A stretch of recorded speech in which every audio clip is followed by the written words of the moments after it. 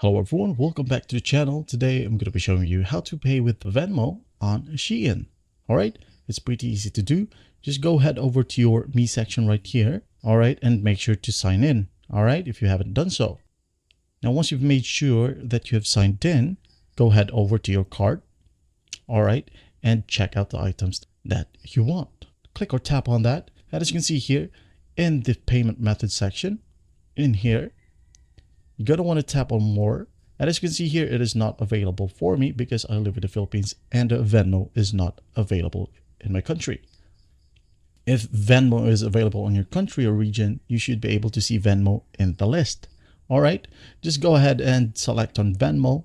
Once done, if you have a coupon code, put that in here. And once done, just go ahead and review everything and simply hit on continue. All right, as easy as that. Well, I hope this video helps and I'll see you in the next one.